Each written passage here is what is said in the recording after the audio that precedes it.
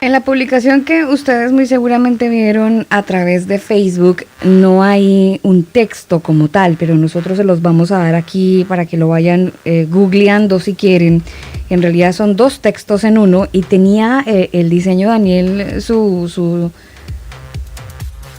plasmado, su simbolismo. ¿Sí lo vio? ¿Pilló el detalle, como dirían por ahí? Sí, sí, sí. De hecho, cuando usted intenta leer, es como que, esto está como medio enredado. El oftalmólogo, una cosa así. Sí, sí, sí, sí, Tiene, sí. tiene su secretito. Bueno, Zacarías capítulo 2 versículo 8 sería el primer texto y el segundo texto estaría, bueno, yo estoy dando este orden, pero eso puede ser alterado. Claro. Mateo 24:36, que son dos textos muy bacanos, muy utilizados.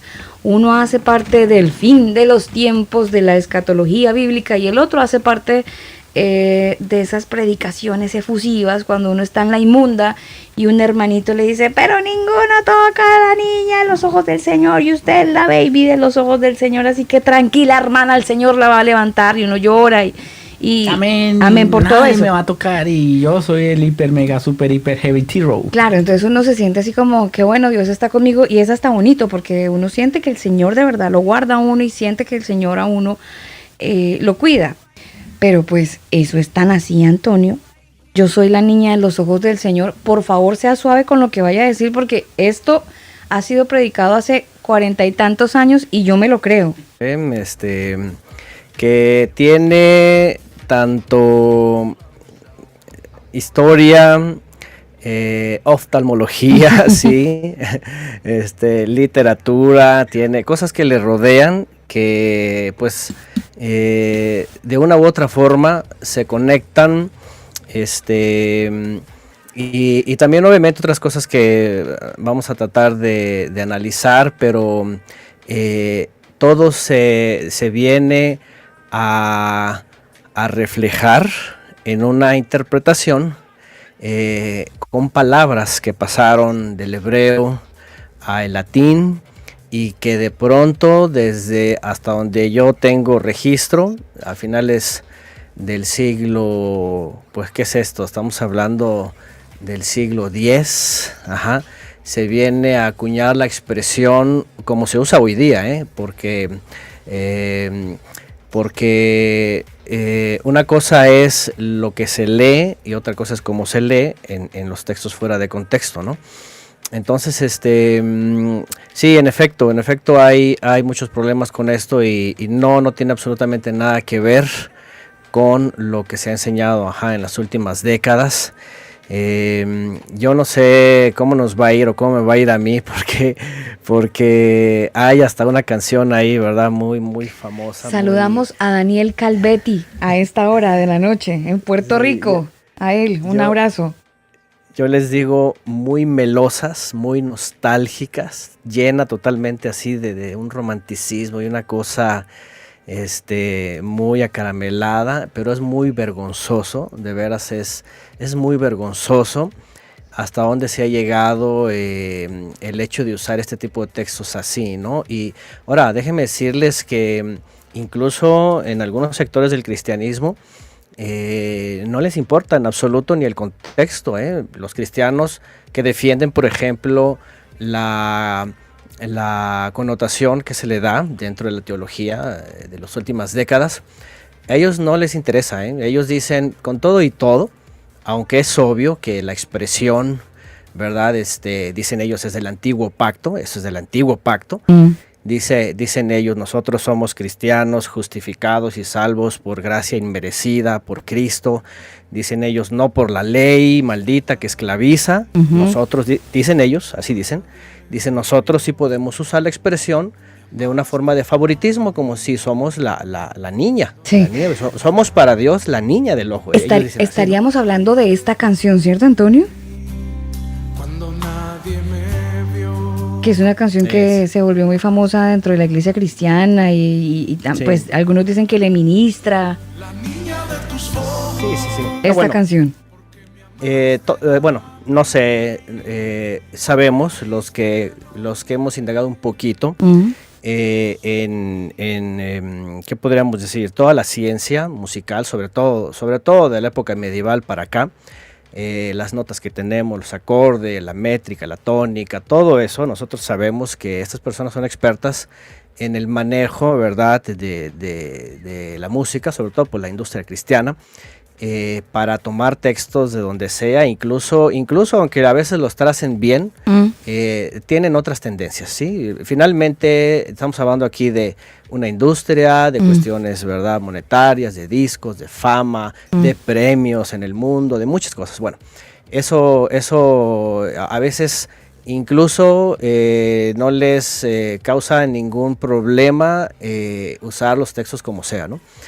Pero sí es muy lamentable, en efecto, es esa canción, y bueno, tiene una popularidad, ahí hasta la fecha, Claro. Ustedes las ven en las redes sociales y las personas así desgarrándose, despedazando, y yo soy tu niña, y que no sé qué, y puras de esas.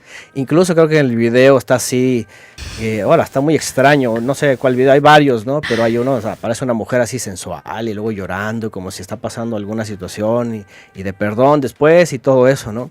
Entonces se mezcla cualquier cantidad de facetas y peor para el texto que pues, absolutamente no tiene nada que ver con lo que se está tratando de decir, ¿no? Uh-huh. Tenaz, Antonio, porque mire, usted sin querer queriendo se metió por un sendero muy espinoso al que nosotros quisiéramos meternos, pero a veces le huimos. Aunque nos hemos metido muchas veces y hemos generado el debate con algunos amigos también músicos, es el tema de las letras de las canciones, a las que nosotros les llamamos, que hay cristianos que hacen letras blancas, donde suenan muy bien, pero ni siquiera el nombre del Señor está por ahí. Entonces ya entraríamos en como en otro tema, pero sí es algo que desafortunadamente se ve en el mundo cristiano el día de hoy, es esa facilidad a la hora de crear canciones que no glorifican el nombre del Señor, sino, pues no sé, como que resaltan solamente las emociones. Pero cierro mi comentario porque obviamente nos abrimos mucho de el texto que nos reúnen esta noche. Claro, sí, es todo un mundo, ¿no? En el cual sí, es muchísimo. Pero bueno, el texto, fíjense que es muy interesante porque el texto, incluso hoy día, movimientos mesiánicos, por ejemplo, ya tiene tiempo, lo han rescatado para decir que es el pueblo, que es el judaísmo, ¿no? Bueno, también aquí hay otro problema, ¿no? Porque ya nadie sabe quién es judío, ¿no? Hay muchos movimientos, hay muchos linajes, hay muchas sectas del judaísmo, pero por ejemplo también hay quienes dicen que es el pueblo judío, la niña del ojo, ¿no? Los cristianos dicen que son ellos y etcétera, ¿no? Pero bueno, hay varias cosas que quisiera mencionar, si me permiten, porque aparte del fuera de contexto, interesantemente tiene cosas muy interesantes, todo lo que le rodea este texto y el pasado, sobre todo la expresión, por eso les decía hasta la oftalmología, ¿no? Ahí pusieron de hecho en su imagen una persona, ¿no? Muy pequeña, bueno, al menos en toda la imagen se ve ahí pequeña. Y es muy interesante porque la historia de la palabra, que en hebreo, por cierto, aparece como una persona pequeña, una personita, ¿sí? Curiosamente, la traducción va a dar al latín y que expresa a alguien de forma pequeña, pero que ya en la literatura, ¿verdad? Medieval, esto pasa a algo pequeño, pero específicamente, y esto en la cultura romana, ¿verdad? Especialmente una muñeca o una niña.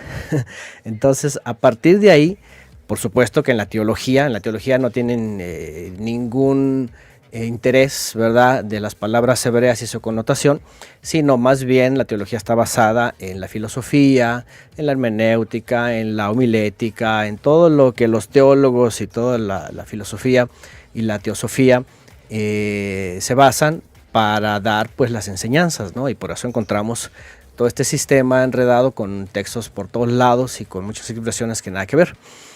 Entonces, vamos a ir viendo esto. Y de hecho, ustedes están citando al profeta Zacarías, en donde aparece, si es este el que ustedes usaron, Zacarías 2:8, que en un momento dado me gustaría que leyéramos una buena parte para también entender qué es esto. Y también también la expresión aparece en otros lados, aparece por primera vez en el libro de Deuteronomio, en el capítulo 32, verso 9, que también ahorita lo vamos a leer. Aparece en el libro de los Salmos, capítulo 17, también, en donde hay una súplica, ¿verdad?, de David. Aparece también, bueno, aparte de Zacarías, aparece también la expresión en Proverbios, que ahorita vamos también a indagar esto y vamos a ver cuál es la connotación, por ejemplo, en Proverbios, ¿no? Y aparece también en las Lamentaciones, en el libro de las Lamentaciones aparece la expresión también, las niñas de tus ojos. Y bueno, si me permiten, quisiera hacer... Creo que también está en Salmos, Antonio. 17. 17:8. Sí, en Salmo 17, sí, también ahorita lo citamos. Entonces, por citar los que donde aparece, porque Zacarías obviamente es una visión, está hablando de un juicio a los caldeos y algo que pasó con las naciones, en su momento de cuando el Eterno castiga a Israel por los pecados de sus reyes y cuando lo manda al exilio. Y ahorita vamos a ver esto, ¿no? Pero bueno, de entrada, bueno, lo primero yo creo que quería mencionar es que hay que saber en el texto también decodificar, por decirlo de alguna manera, las palabras, ¿sí? Las expresiones, el momento, incluso lo que se conoció como el antropomorfismo, ¿sí? ¿Se acuerdan que en un momento dado hablamos de eso? Como los griegos, porque esta palabra viene de esas connotaciones, las expresiones en hebreo que hacen alusión al creador para denotar qué hace, lo que ve, lo que oye, lo que siente, ¿sí? Se conoce como expresiones antropomórficas, ¿no? Es decir, asociadas a un hombre, ¿no? A una persona. Entonces, de entrada, número uno, evidentemente el Eterno, el Creador, como dice la Escritura, dice que el Todopoderoso es Ruach, es aliento, dice que nadie le ha visto y nadie le puede ver, habita en luz inaccesible, también Pablo dice, solamente el Hijo le ha dado a conocer o ha enseñado a él que él está a la diestra. Y número uno, pues el Creador no tiene ojos, ¿verdad? Físicos como un hombre, no tiene pupilas, ¿sí? No tiene la famosa niña del ojo, la pupila, el iris, porque al final a eso se refiere, se está hablando de una parte muy delicada. Entonces, pero obviamente lo que está haciendo alusión el texto cuando se habla de esto es de una parte muy delicada, ¿no? Muy sensible, que hay que tenerle mucho cuidado, y todos hoy día yo creo que si hay algo que cuidamos más, más que los pies, más que las manos, ¿verdad? Más que el pelo, yo creo que es la vista, ¿no? El cuidado de los ojos.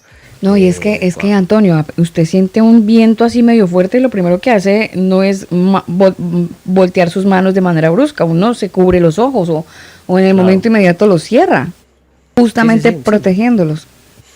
Exacto, simplemente un destello del sol, ¿verdad? O una lámpara muy intensa, todo, ¿no? Entonces estamos hablando de algo pues que se va a expresar y ahorita vamos a ver la palabra y cómo se fue cambiando, ¿no? Entonces, además de eso, obviamente todos estos textos, como dicen los cristianos, que están en el antiguo pacto, pero que obviamente ellos los usan a su forma cuando quieren, pero realmente todos estos textos están siempre haciendo alusión a una forma de cuidado que el Todopoderoso tuvo con el pueblo de Israel, con los israelitas del tiempo bíblico, ¿okay? También quiero mencionar algo que he mencionado muchas veces, que no tiene nada que ver el Israel bíblico con el Estado israelí de ahora o con el judaísmo, ¿okay? Eso queda fuera por obvias razones, que nosotros creemos en el Mesías. Y el Mesías Yeshua, él es el que a través de los que le creen, se conforma ese Israel renovado, ¿no? Y después nos añadimos las de las naciones, ¿no? Pero bueno, cuando se habla del cuidado, porque una cosa que sí se menciona es el cuidado de, y bueno, entonces, pero si nos basamos a los textos, igual como Zacarías, ahorita lo vamos a ver, definitivamente se está refiriendo a el pueblo de Israel en su momento. ¿Por qué? Porque en la misma Biblia dice que el Eterno eligió a Israel, y no por pueblo, sino por la promesa que hizo con el patriarca Abraham, que después le llamó Abraham, padre de multitudes, y que a través de él viene un pueblo que el Eterno dice que lo escoge como Am Segulá, el pueblo de su propiedad. Eso es muy importante, ¿sí? En la Torá, en la ley que le llaman el cristianismo, ahí dice que la descendencia de Abraham, Isaac y Jacob es su especial tesoro, dice que es el pueblo de su propiedad, dice que es su herencia. Es decir, se le dice una y otra vez, y también cuando se habla del cuidado de ellos, se habla de un cuidado así tan especial. Bueno, obviamente también el texto, la niña de los ojos o la niña del ojo, no lo vemos en lo que se conoce como el Nuevo Testamento, ¿no? En absoluto, ¿no? Ni siquiera Pablo, por ejemplo, lo llega a mencionar, que Pablo es muy citado en la cristiandad, como figura teológica. Paulus, cuando hablo de Paulus o Pablo, estoy hablando de el Pablo interpretativo de la teología, ¿sí? Cuando hablo de Shaul de Tarso, estoy hablando del hebreo, del israelita que entendió y que fue llamado, ¿no? Y que parece que las personas no, pero para mí son personas muy distantes. Shaul de Tarso con Paulus, el cristiano, ¿no? Y bueno, por otro lado, el del texto hebreo, que ahorita vamos a ver la palabra, no se refiere en el texto, aunque vamos a ver una palabra que tiene que ver con una persona, no se refiere nunca a una niña. Es decir, la palabra hebrea no está dando a denotar una niña o una hembra, pues, o una doncella, o alguien que, como este canto, ¿verdad?, que es muy popular, es amada, y perdonada, ahí nos salen los mimada. machistas a pelear. Ay, ¿cómo así que una niña y nosotros qué? Sí, podríamos decirlo, ¿no?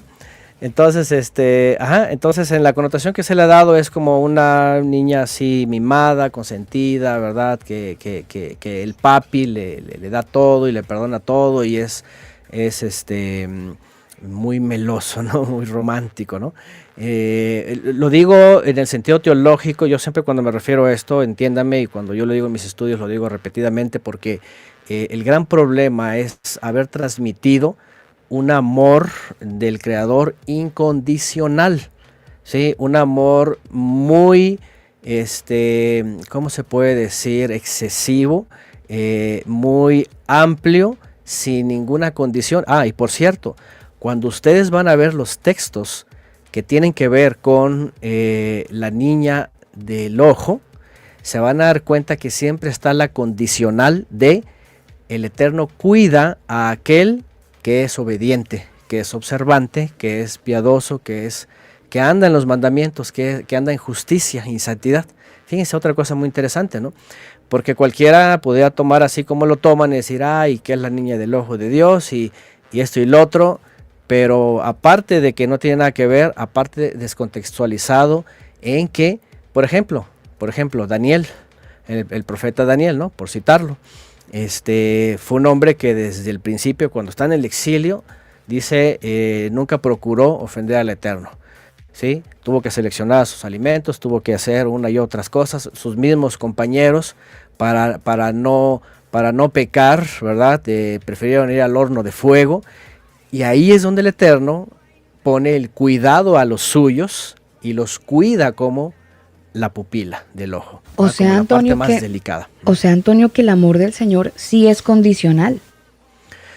En absoluto. Puede ser y no puede ser, ¿sabe? Porque ahí uno se mete a un terreno un poco...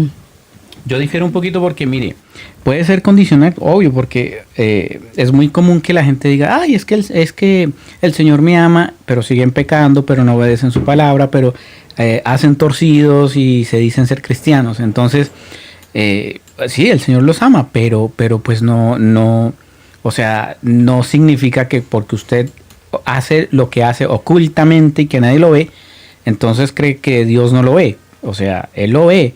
Y no quiere decir, después se quejan, ay, es porque me está yendo mal, pero es que si yo soy la amada del Señor, ¿qué pasa?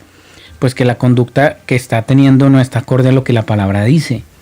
Y creo que en el sentido de que el Señor nos ama a todos, pues murió por todos. O sea, Él no murió por ciertas personas, Él murió por todos. Ahora, el que quiere obedecer, el que quiere meterse, ahora sí como dicen, sumergirse en el río de la obediencia, en el mar o en el océano de la obediencia, de la sujeción, de someterse a lo que la palabra dice, ahí ya estamos hablando en otros términos.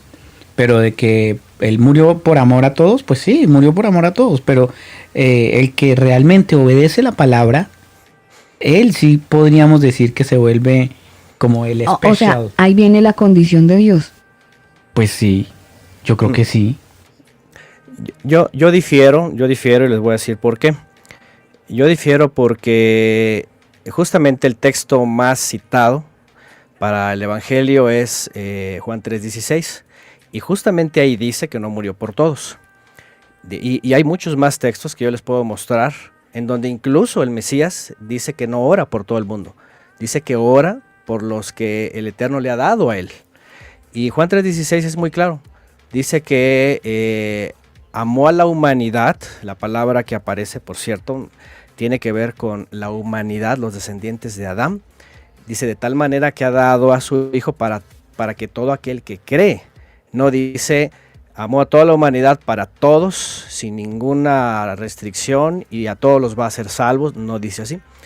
Y hay muchos más textos que secundan este texto, en donde además dice, y además otra cosa importante que les quiero mencionar, que hay, por ejemplo, hay más de una palabra que se traduce como amor. Lastimosamente nuestras Biblias, que vienen de traducciones y de teológicamente traducciones, usan amor para varias frases, ¿sí? Por ejemplo, ahabá, que regularmente la traducen de amor, no es necesariamente del creador al ser humano, sino del ser humano al creador cuando le obedece. Amar en ese sentido es, hago algo para el creador, le estoy demostrando mi amor. Es como a la pareja, ¿sí? ¿Cómo demuestro mi amor? No con emociones y con palabras, ¿verdad? No con cosas efímeras, sino con actos, con hechos, ¿sí? Siendo fiel, procurando, bendiciendo, cuidando, actos. Y hay otra expresión, por ejemplo. Es interesante ese punto, Antonio, porque hay muchas parejas, bueno, y aquí quizás me desvíe del tema, pero voy a dejarlo como paréntesis, pero hay personas que, por ejemplo, demuestran el amor cocinando. Entonces él cocina, siempre que llega alguien a la casa, ay, venga, mijo, ¿quiere algo? Le sirvo. Y siempre como que demuestra el amor cocinando. Y es una manera de demostrar el amor. Hay otros que demuestran el amor regalando. Entonces, no, mire, yo le regalo esto, yo le regalo lo otro. Y demuestran su amor así, porque quizás lo aprendieron de sus padres de esa manera. O cada quien da de acuerdo a lo que haya aprendido en su infancia. En ese sentido, creo que a veces la gente piensa que porque entonces yo aprendí a dar de, no sé, a dar de cierta manera, entonces creen que por dar o por vamos a hacer una fundación y vamos a ayudar a los niños. Entonces creen que por hacer eso están amando al Señor y no necesariamente sea así. Sí, no, bueno, hay que definir también, porque sí, no se trata de filantropía, ¿sí? No se trata Exacto. Sí, porque obviamente para eso están los católicos ahí, porque ellos se jactan de siglos de ser Ahí filantrópicos, ¿no? estaríamos en la inmunda versus nosotros versus los católicos, ¿no? Ellos llevan terreno recorrido. Pues, sí, claro, ¿no? Entonces, bueno, lo que yo me refería es las acciones nuestras y no tiene que ver con solo filantropía o buenas acciones al prójimo, que pues eso cualquiera, ¿no? Por ejemplo, en términos bíblicos, porque si nos salimos a cuestiones filosóficas o sociales o que hoy en día está eso cada vez sí apunta más para allá. sí se desvía, ¿no? Entonces, quiero mencionar, por ejemplo, Pablo, citamos recientemente a Pablo en Romanos 13:10, ¿no? En donde dice que el cumplimiento de la ley es el amor. Fíjense, una cosa que como que no queda, ¿no? Para la filosofía cristiana tradicional, el cumplimiento de la ley es el Claro. amor. Cualquiera puede decir, ¿cómo es eso? ¿Cómo es Claro, posible, porque no? ahí estamos muriendo a lo que nosotros queremos hacer o lo que estamos acostumbrados a hacer por hacer lo que Dios quiere que hagamos o lo que el Padre quiere que hagamos. Entonces estamos muriendo a deseos, ¿cómo se dice eso? Como a hábitos, rutinas o dogmas Al aprendidos. egoísmo. Ujú. Sí, sencillo, ¿no? Y a lo que iba es esto, a lo que iba es la ley o los mandamientos, la Torah, tanto al prójimo como al Creador, son actos, al final son actos. Ajá. Son hechos que se demuestran, en la Biblia se traducen como frutos u obras. Ujú. Entendamos como frutos del nuevo nacimiento. Bueno, no nos metamos en el pleito de que frutos de justicia, eso ya sabemos que no, Entonces, en el sentido de salvarse uno solo, ¿no? Pero bueno, a lo que voy, tiene mucho sentido con lo que estamos viendo del texto. ¿Por qué les estoy diciendo eso otra vez?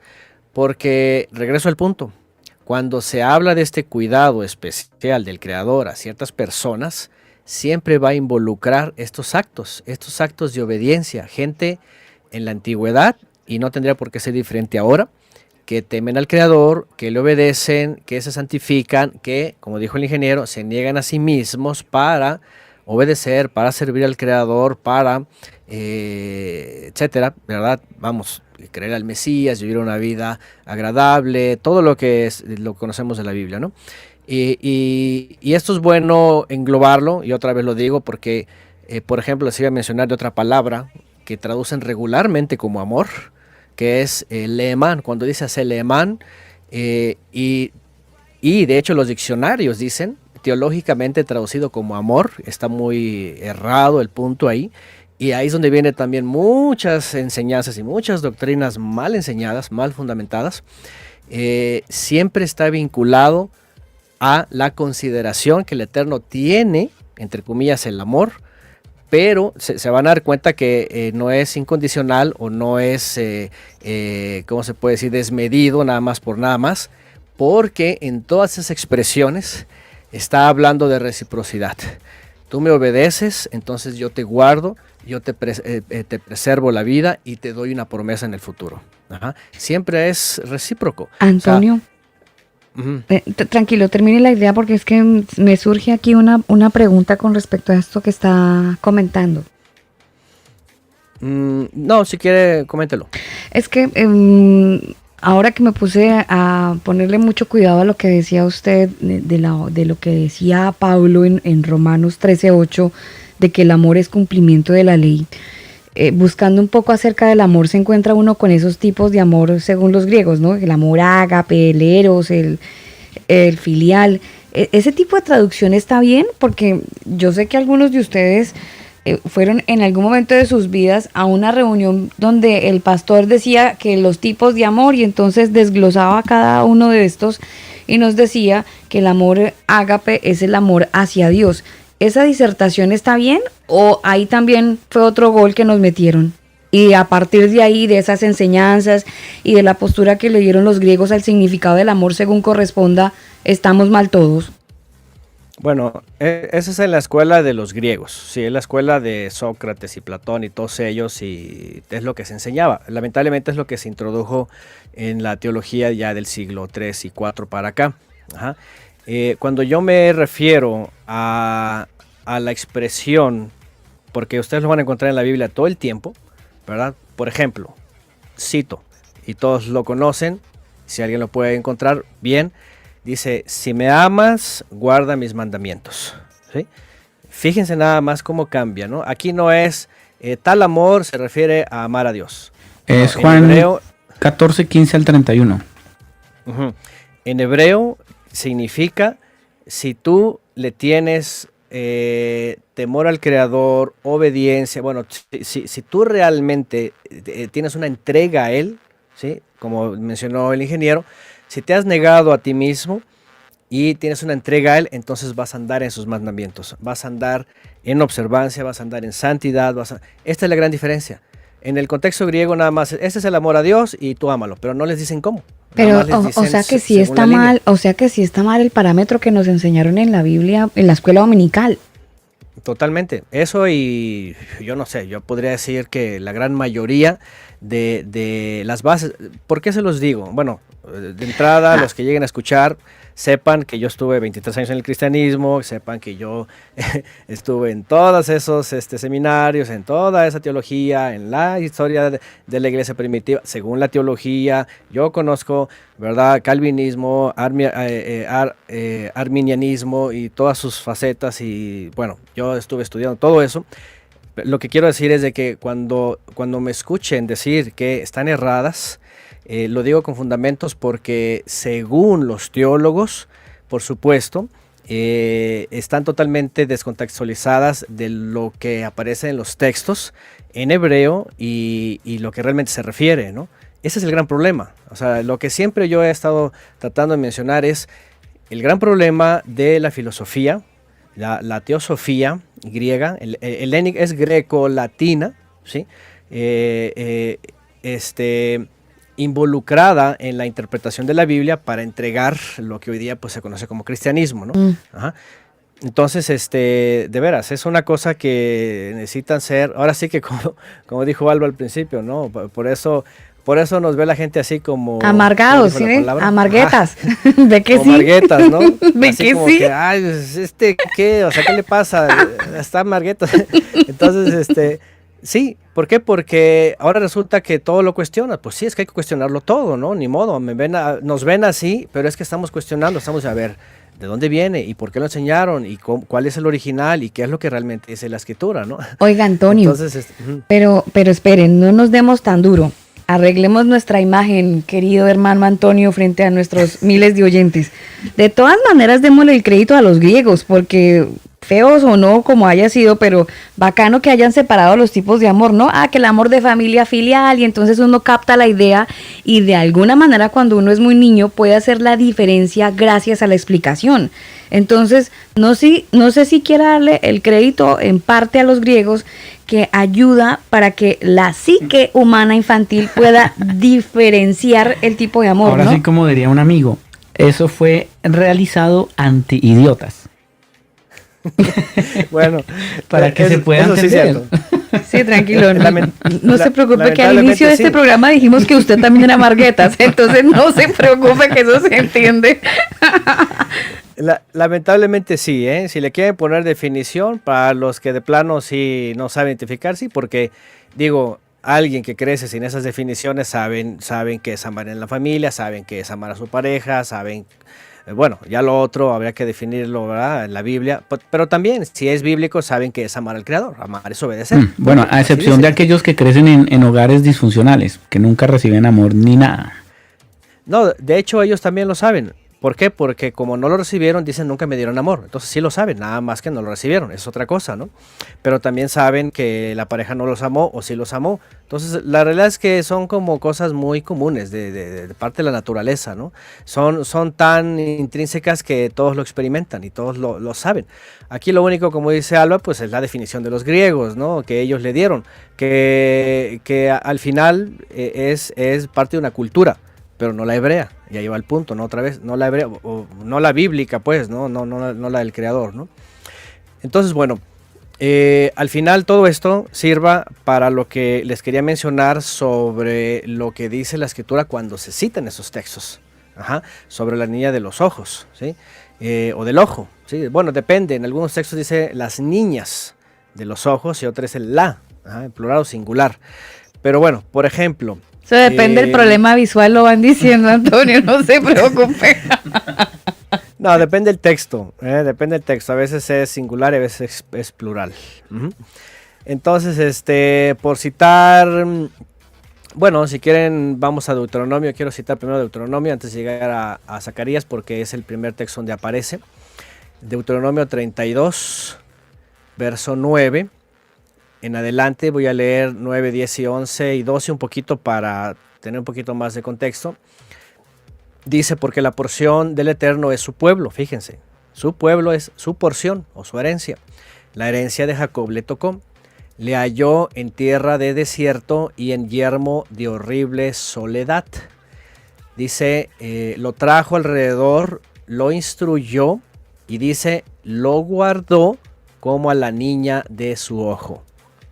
Como el águila, dice, que excita su nido, revolotea sobre sus pollos, extiende sus alas, los toma, los lleva sobre sus plumas, el Eterno solo le guió y con él no hubo Dios extraño. Por citar nada más esta parte de Deuteronomio, en donde aparece esta expresión, ¿no?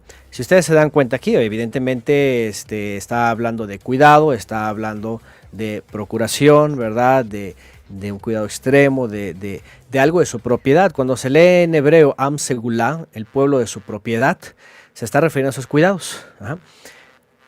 Y bueno, con comenzamos nada más para decirles que en donde viene, por ejemplo, en el Salmo 17, que también mencionamos, ¿verdad? Que es una oración, por ejemplo, que hace David, ¿verdad? Voy a leer desde el verso 1, Salmo 17, para tener un poquito más de contexto. ¿Ah? Y vean lo que dice: oye, oh Eterno, una causa justa, número 1, justa, algo correcto de su parte. Está atento a mi clamor, dice, escucha mi oración de labios sin engaño, está posicionándose del lado inocente. De tu presencia proceda mi vindicación, vean tus ojos la rectitud, está también posicionándose en un lugar que él es correcto, no hay falta en él. Dice, prueba mi corazón, me has visitado en mis pensamientos de noche, me has puesto a prueba, no has hallado nada pecaminoso en mí, dice el salmista.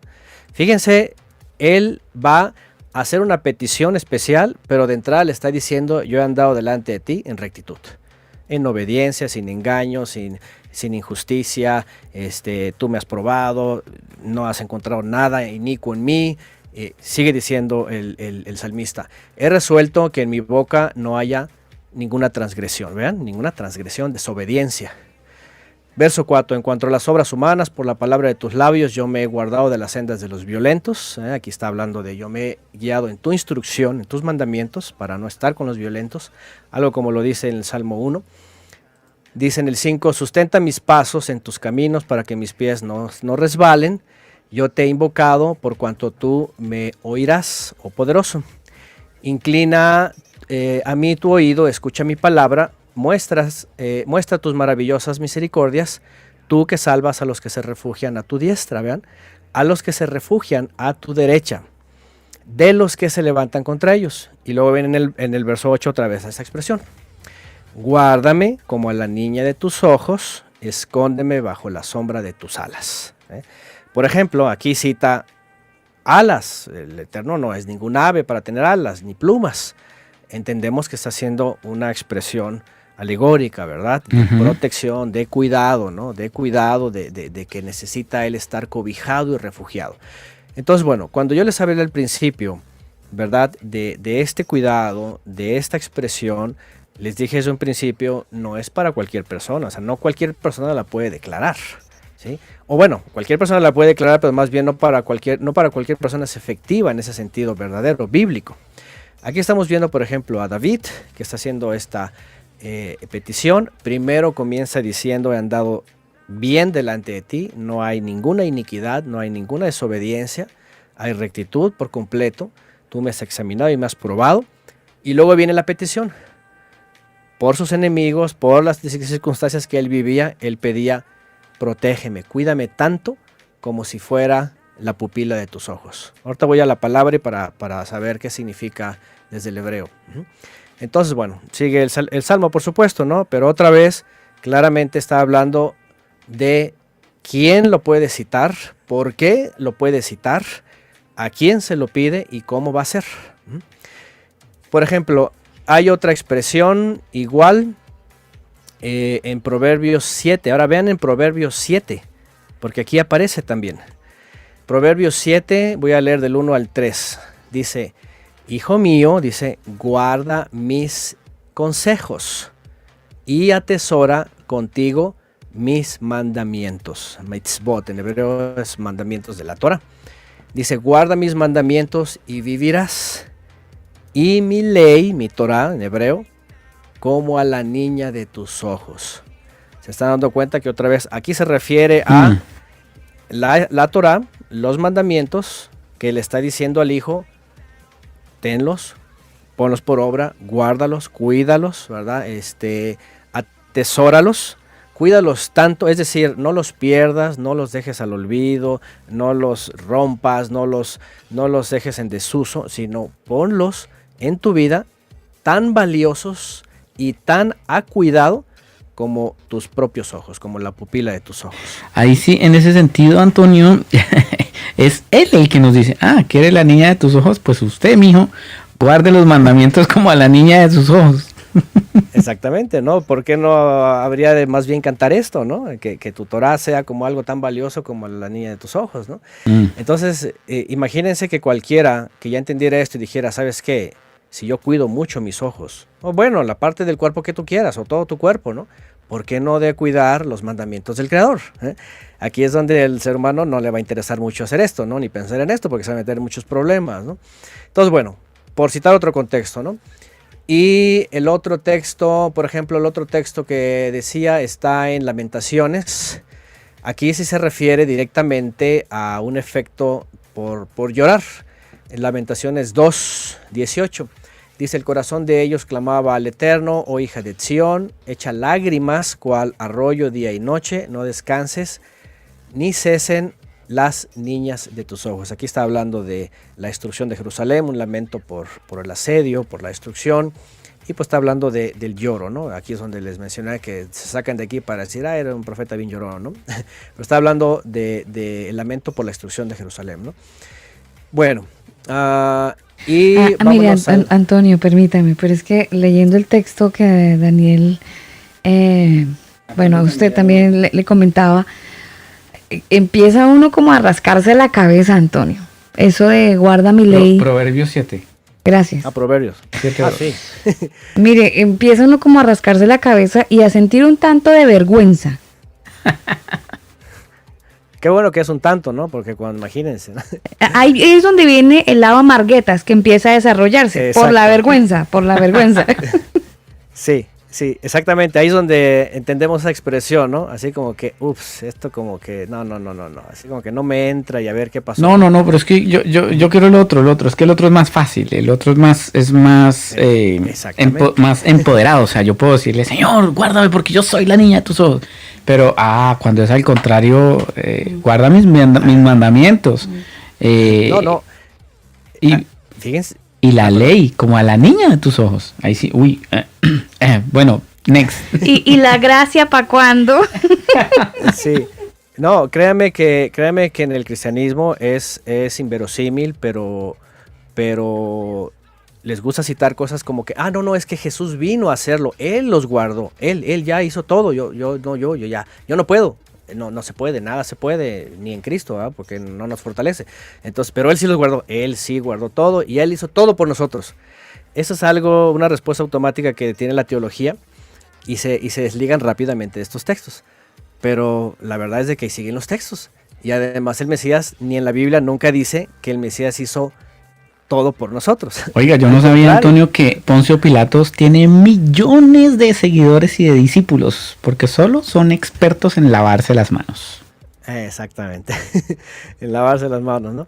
Y eso es una tragedia, ¿no? Y créanme que a veces la gente ni idea, la gente solamente porque ha seguido la misma retórica, la misma enseñanza, las mismas palabras, todo. A veces la gente ni se detiene un momento a razonar, a pensar. Solamente lo que ha escuchado y con eso se defienden, y más obviamente porque quien está tranquilo, les gusta la comodidad y no, yo por qué voy a hacer más, y además no, y luego salen con el otro texto, ¿no? No es por obras para que nadie se ya ves, ya nada, no, pues ya nada, para que nada sirve, entonces, y el otro, ¿no? La carne para nada aprovecha, no, pues sí que no, pues ya, puro espíritu, el espíritu, y el espíritu sí, vivifica, y andemos en el espíritu y punto, ¿no? Entonces, eso es lo que lamentablemente pues se ha ido sumando a estas cosas, ¿no? Bueno, el siguiente texto pues es el que ya citaron ustedes, que está hasta Zacarías, que yo la verdad yo no sé cuando se usa desde la cristiandad, ¿a cuál texto se refieren más? Yo pensé que el que citaban era el de los Salmos, el capítulo 17. Pero bueno, está en los Salmos, está en Deuteronomio, está aquí en Zacarías. Y vamos al texto entonces. Vamos a leer desde el 1, si les parece, para que podamos tener un contexto. Estamos hablando de un libro del año 400 y algo, 460 antes, no, 520 antes del Mesías, 520 más o menos antes del Mesías. Los primeros capítulos de Zacarías son visiones. Estamos hablando de visiones, ¿verdad? Que se le aparece al profeta, se le aparece un ángel, le describe cosas, ve cosas, las condiciones que están pasando en ese momento. Y aquí viene esto, ¿sí? Dice, alcé después mis ojos y miré, Zacarías 2:1, y aquí un varón que tenía en su mano un cordel de medir. Y le dije, ¿a dónde vas? Y él me respondió, a medir a Jerusalén, para ver cuánta es su anchura y cuánta su longitud. Y aquí salía aquel ángel que hablaba conmigo, y otro ángel le salió al encuentro y le dijo, corre, habla a este joven diciendo, sin muros será habitada Jerusalén, a causa de la multitud de hombres y de ganado en medio de ella. Yo seré para ella, dice el Eterno, muro de fuego en derredor, y para esplendor estaré en medio de ella. Huid de la tierra del norte, dice el Eterno, pues por los 4 vientos de los cielos os esparcí. Está hablando de la diáspora, el exilio de los 70 años. Oh Sión, la que moras con la hija de Babilonia, escápate, le dice. ¿Sí? Está hablando de los que estaban morando todavía bajo el imperio babilónico, aunque ya estaba el exilio terminando y estaban todos retornando, algunos se querían quedar, pero iba a haber aquí algo interesante. Vean lo que dice. Escápate, porque así ha dicho el Eterno a los ejércitos, tras el esplendor me enviará él a las naciones que los despojaron, porque el que los toca, toca a la niña de su ojo. Aquí está la expresión. Quiero seguir leyendo, ahorita me regreso. Dice, porque aquí yo alzo mi mano sobre ellos y serán despojados a sus siervos. ¿A quiénes ellos? Pues a los caldeos. Y sabrán que el Eterno de los ejércitos me envió. Canta y alégrate, hija de Sión, porque aquí vengo y moraré en medio de ti, ha dicho el Eterno, y se unirán muchas naciones al Eterno en aquel día, y me serán por pueblo y moraré en medio de ti, y entonces conocerás que el Eterno de los ejércitos me ha enviado. Y el Eterno poseerá a Judá su heredad en la tierra santa y escogerá a Jerusalén.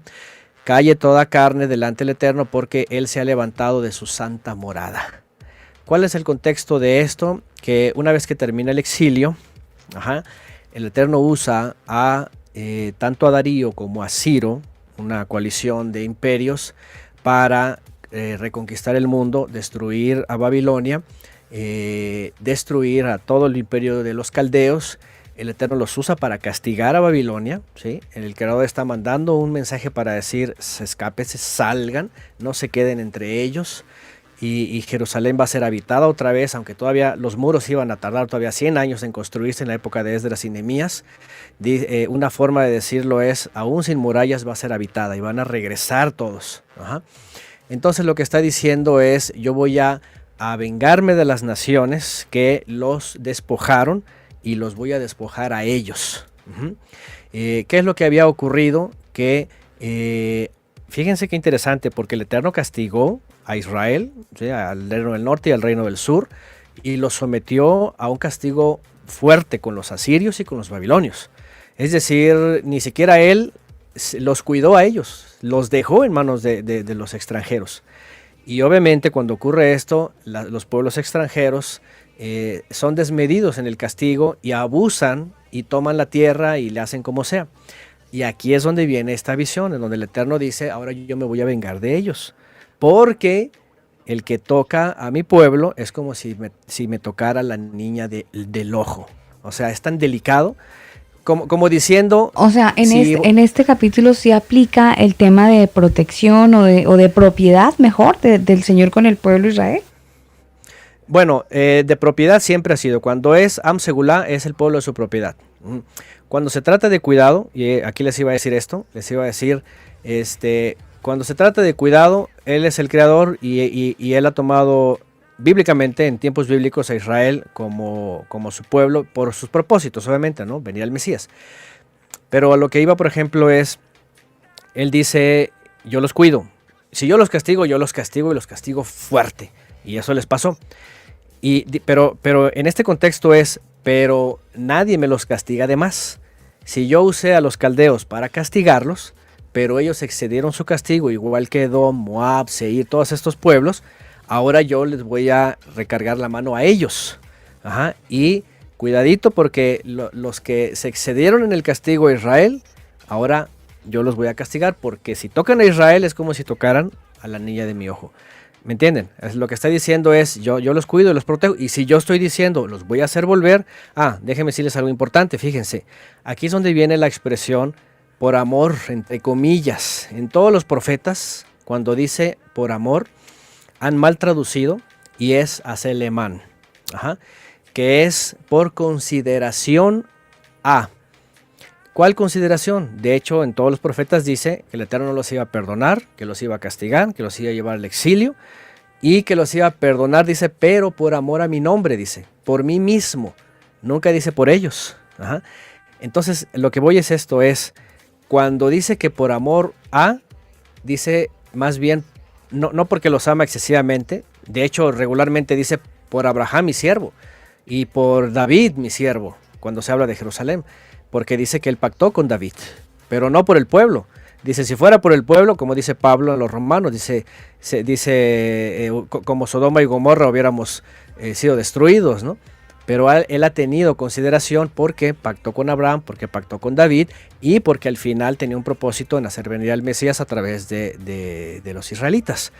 Entonces a lo que iba es que sí, cuando él se trata de, en este caso, de defender a Israel, porque lo va a llevar de regreso a su tierra y lo va a defender de las naciones que lo quieran destruir, ahí sí dice, yo lo cuido a Israel como la niña de mi ojo.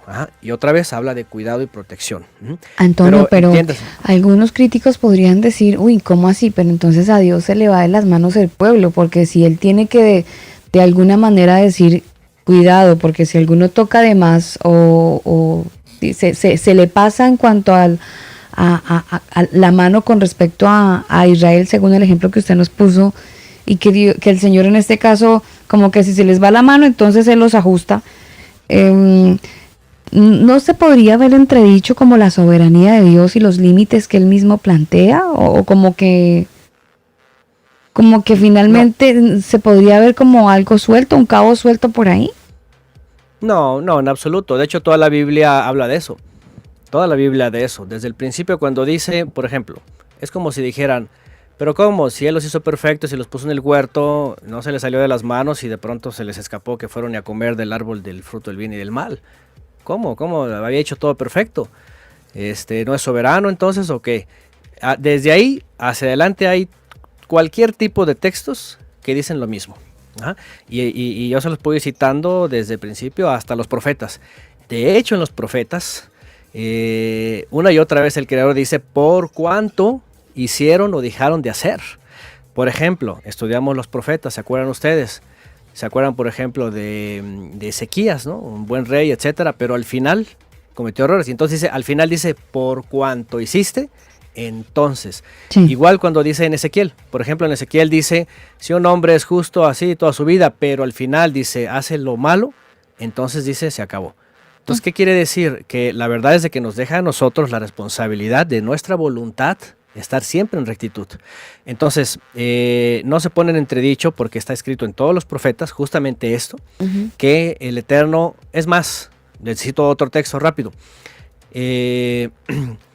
Nabucodonosor, ustedes recuerdan que Nabucodonosor tuvo visiones y llegó un momento en donde Daniel le dijo, Nabucodonosor, eres tú el del sueño, el árbol, así, pero vas a ser cortado por cuanto si no reconoces al Eterno, si no haces justicia y misericordia, vas a ser arrancado. y dice que él se ensoberbeció y dijo, no, esto todo es mío, yo lo hice, y al año se convirtió en un animal, ¿no? Que andaba como animales. Entonces, cualquiera podría decir, oye, pues ¿cómo? Si el Eterno es soberano, ¿no? Bueno, él sí es soberano, pero aquí el punto es cuando nos delega cosas, cuando pone en nuestras manos cosas, y si nos excedemos, entonces viene el castigo. Otro ejemplo rápidamente, y es que me puedo recordar toda la Biblia, ¿no? Pero está, por ejemplo, ustedes recordarán Belsasar, cuando está al final del reino babilónico, dice, tráiganme los jarros, tráiganme las copas del templo y todo, se excedió, ¿sí? Si fuera el Eterno teológicamente soberano, pues no permitiría nada, ¿no? Se acabó, no puede traer nada, pero él permite, está bien que se los lleve, y se empieza la borrachera, los empiezan a profanar, y viene la escritura en la pared, y eso le dice, ¿sabes qué? Fuiste pesado y hallado falto. Entonces no se le escapa el quedo, más bien con eso va creando que las personas, las naciones, los imperios, los pueblos, estén tomando determinaciones, y la historia de la humanidad se vaya entrelazando. Fíjense, esto es lo más interesante, ¿no? Y entre todo eso nos prueba a todos, a todos. Entonces, ese es el punto, ¿no? Entonces, esto que yo estoy mencionando está comprobado bíblicamente. El Eterno dice, por cuanto Nabucodonosor, por cuanto Babilonia, y sobre todo Edom, hay un profeta exclusivo para Edom, en donde dice que excedió, ¿verdad? Que no se detuvo a sus límites, y que quiso poseer la tierra de Israel y tomarla como heredad cuando Israel estaba siendo castigado. Así dice.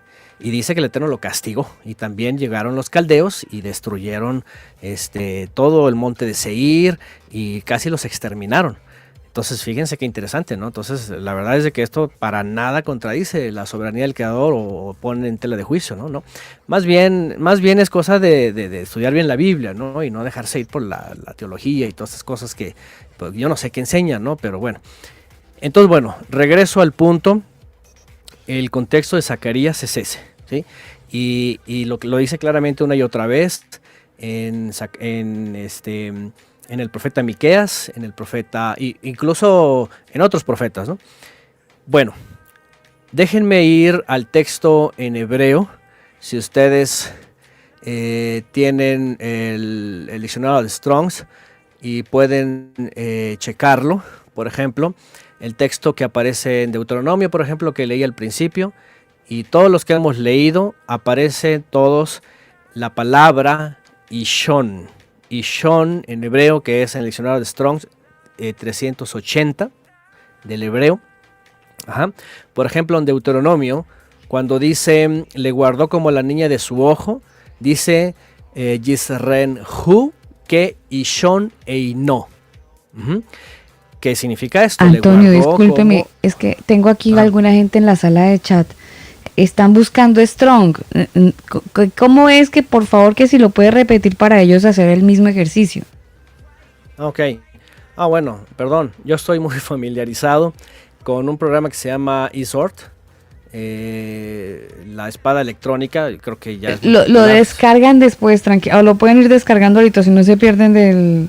Sí, el programa. Sí. O si no saben qué pueden hacer, yo me lo llegué a encontrar, éntrenle al Google y pónganle concordancia Strong's.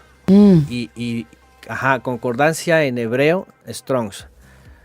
Y ahí aparece. Háganlo ahorita. Sí, pues, sí. Claro, sí, por eso nos detuvimos, porque ya empezaron, ay, pero un momento, que pare, ¿no? Entonces, sí. Para que estén tranquilos. Si le ponen concordancia de Strong PDF, seguramente lo encuentran, ¿ok? Y ahí bien. Lo descargan hasta en el celular. Yo un día así lo hice. Bien. Y entonces cuando ya lo tengan, se van a buscar, porque trae hebreo y griego, se van a buscar el hebreo, que está regularmente iniciada con una H, y después el número. Se van al 380. H380, ¿sí? La palabra que aparece en todos estos textos, la niña del ojo, que es Ishon Eino. Eino viene de Ein, que es ojo, literalmente. Pero Ishon, la pregunta es ¿qué significa Ishon? Si ustedes van al diccionario, dice hombre pequeño. La raíz es Ish. Ish. Ish es varón. Realmente significaría varoncito. Hombrecito. hombrecito, hombrecito, personita, bueno, hombrecito realmente, porque no dice Adam, que Adam es humanidad. Y vean lo que dice, según este diccionario, dice hombre pequeño del ojo, y luego dice la pupila o globo, de aquí dice medianoche, o niña, también dice del ojo, oscuridad. Y bueno, viene unas estas connotaciones y la pregunta es, a ver, es muy interesante en hebreo que dice Ishon, que dice varoncito o personita, u hombrecito, ¿no? ¿Por qué? Fíjense que históricamente, ahora vean, aquí es donde nos sorprende a veces los usos y costumbres, ¿verdad? Y el conocimiento que tenían desde antaño, ¿no? Yo no sé ustedes, seguramente la mayoría les ha pasado esto, a mí me ha pasado cuando tomo fotografías, ¿verdad? Ya sea con telefoto o con macro, y sobre todo al rostro o a los ojos, en donde se ve reflejado el mundo exterior, o sea, se ve un reflejo de lo que está del otro lado, pues, del ojo, ¿no? Claro. Entonces, es muy interesante que cuando uno está hablando con una persona y uno, de tal manera que la luz favorece, uno se ve proyectado en el ojo. Claro. Y uno se ve chiquito, como una personita. Entonces, coloquialmente y desde épocas inmemoriales, esto significa, ¿sí? La pupila es conocido como el varoncito o la personita, porque estamos reflejados ahí, ¿sí? Es muy curioso, ¿no? Pero en el hebreo está tratando de decir eso, ¿verdad? Como esa parte en donde la persona se refleja que parece una persona chiquita, ¿no? Y dicen los oftalmólogos que incluso por la forma, ¿verdad?, de la pupila hacia el interior hay una inversión, ¿no? Y entonces ya parece como un muñequito, ¿no? Lo más curioso es de que cuando vienen las traducciones, y aquí viene lo interesante, cuando vienen las traducciones resulta que obviamente pasa al griego y luego pasa al latín, y el término pasa a la misma forma, niña, ¿sí? La palabra diminutiva en latín es pupa, para niña, y también se le puede referir a una muchacha o incluso a una muñeca, una figura de una niña chiquita. Pero eso en la interpretación y en la transliteración, literalmente lo pasaron a muñequita o a niña, que es donde viene nuestro término de latín pupila, que es que por eso cuando se translitera y viene a nuestro idioma, pues lo traducen literalmente la niña del ojo. Y entonces cuando lo leen los que no tienen ningún sentido del contexto y menos de la historia y menos de estas cosas, pues le toman un sentido que en absoluto tiene nada que ver, ¿no? Y creen que se trata de una doncellita, una niñita o alguien que es mimada por el papá. Entonces, todo esto se viene a ser un enredo, que por cierto, hasta donde yo sé, el dato que yo tengo, fíjense, el rey Alfredo del imperio anglosajón, o bueno, de la nación anglosajona, allá en la época medieval, justamente en el siglo IX, según se cree, es el primero que hace una connotación de la pupila en el asunto del favoritismo, no de la parte humana delicada del ojo, sino de la expresión personificada hacia una niña, ¿sí? En un contexto de favoritismo, ¿no?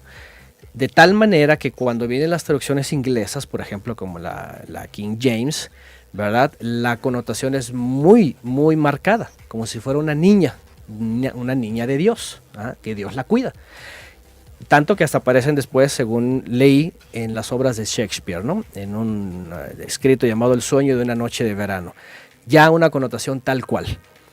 ¿Qué nos da a entender esto? Que obviamente en la interpretación teológica, dentro del sistema de iglesias y todo esto, se fue pasando y se rescató nada más esta parte, ¿no? Como una especie de favoritismo especial, tierno, y de protección a una niña, y después el creyente se hace parecer así, como si fuera único y como si no tuviera ningún sentido más allá que el puro amor así meloso de Dios con alguien exclusivo, ¿no? Tierno, delicado, romántico, así tan especial, ¿no? Antonio, pero vámonos a la parte.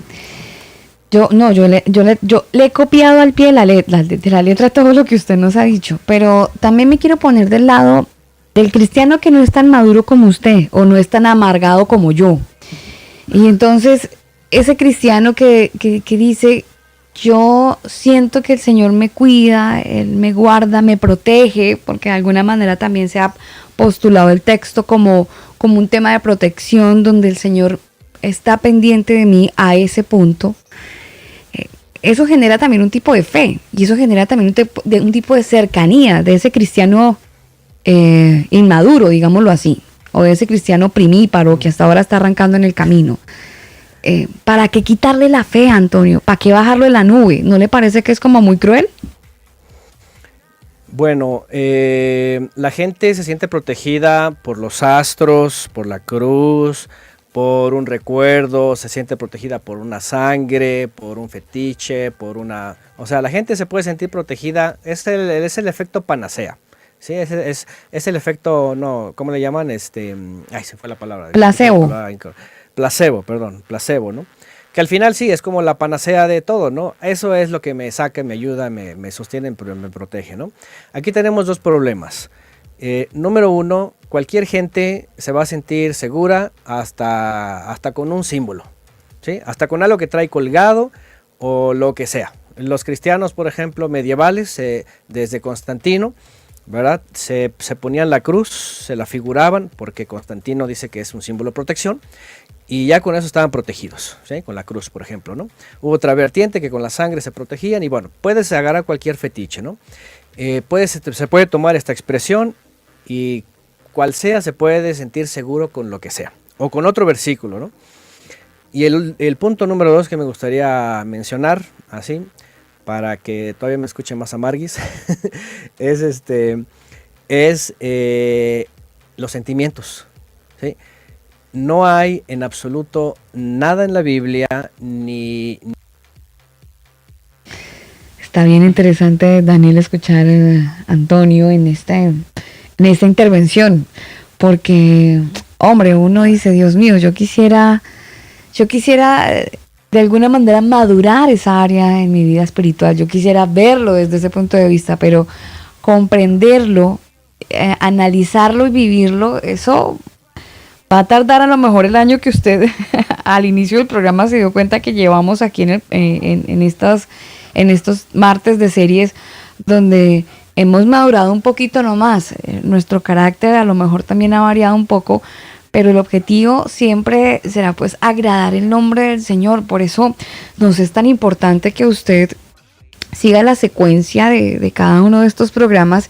Y dicho sea de paso, si nunca los ha escuchado, yo le invito para que lo haga. Mire, usted puede ir a nuestro sitio web, elcombo.com, y va a encontrar unos enlaces en la parte final de la página. Entonces va a encontrar un recuadro que dice fiestas bíblicas, y usted lo pincha ahí y se va a topar con toda la serie de las fiestas bíblicas. Que como les comentaba hace un rato, hace un año nosotros partimos con esta serie, conocimos una serie de detalles bacanísimos, nos motivamos muchísimo, salimos de la ignorancia, pero no se imaginan cuánto, y nos generó la gran interrogante de ¿y por qué no? Si usted quiere, a lo mejor dice, bueno, ¿y qué es eso de las fiestas bíblicas? Por eso váyase a la página elcombo.com, y ahí en la parte final van a encontrar ese enlace que dice acerca de las fiestas bíblicas, y los cristianos debemos celebrarlas o no, y ahí se les va a abrir una página subsiguiente de... Ay, don ingeniero, recuérdeme esa página que se abre donde se abren todos los podcasts. Sí, se abre en nuestro canal de Mixcloud. Y ahí está, lo chévere es que están separados por series. Por series, exactamente. Entonces, no, que quiero escuchar solamente las series de personajes de la Biblia. Bueno, ahí están todos los programas. Quiero escuchar solamente la serie de textos fuera de contexto. Ahí también se los van a topar. Entonces, eso es lo rico. Entonces, para que podamos entrar todos en contexto y podamos analizar la palabra del Señor, pues como realmente se merece. Yo creo que aquí el objetivo no es tirarle palo a nadie. Cada uno ha llegado al análisis propio. Cada uno al paso de los tiempos ha logrado ver realmente cuántos goles nos han metido ¿Cuánto tiempo hemos navegado por el mar de la ignorancia y aquí llegó un salvavidas? Ahí está tratando de luchar con todos y con el carácter de todos, tratando de Ahí, hacernos ver. como dirían por ahí le dejé café. O sea, usted verá si se lo toma o lo deja Mire, servir. aquí alguien tiró el salvavidas, ¿no? Lo botó. Sí. Usted verá si lo agarra, si dice, ay, no, que es que yo aprendí que es que yo llego a la orilla con una tabla, no quiero ese salvavidas. Listo, llegue entonces a la orilla con la tabla. Le va a tocar un poquito más complicado, pero pues hágale. Si es que llega. No, que es que yo me quedo con un pedazo de barco. Bueno, hágale con el pedazo de barco, pero hay un salvavidas. Les estaba mencionando dos cosas el comentario que hizo Alba sobre que si hay personas que este texto lo toman y sienten que Dios los cuida y es su seguridad. Estaba dando dos respuestas. Ajá. Sí, la primera era de que yo decía que cualquier persona puede sentir hasta protección en los astros, ¿no? En el amuleto, en la sangre, en lo que sea, ¿verdad?